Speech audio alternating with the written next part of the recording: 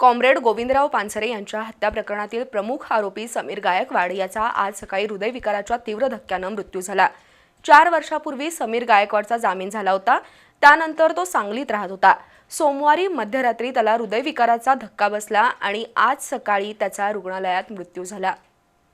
ज्येष्ठ पुरोगामी विचारवंत कॉम्रेड गोविंदराव पानसरे मॉर्निंग वॉकला गेले असता त्यांची गोळ्या झाडून हत्या करण्यात आली होती। ही घटना 2015 मध्ये घडली होती। या प्रकरणी राज्यातील विविध पोलीस पथकांनी तपास करून काही संशयितांना अटक केली होती। त्यामध्ये समीर गायकवाड हा मुख्य आरोपी होता। 4 वर्षांपूर्वी समीर गायकवाडला न्यायालयानं जामीन मंजूर केला तेव्हापासून तो सांगलीत राहत होता। आज सकाळी त्याचा हृदयविकाराच्या तीव्र धक्क्यानं मृत्यू झाला। नोकरी व्यवसाय सुरू करता येत नसल्यामुळे तो नैराश्यात होता। त्यातच मानसिक तणाव वाढल्यानं त्याचा हृदयविकारानं मृत्यू झाल्याचं ॲडव्होकेट पटवर्धन यांनी सांगितलं। प्रकरणी विश्रामबाग पोलीस ठाण्याचे निरीक्षक सुधीर भालेराव तपास करतायत।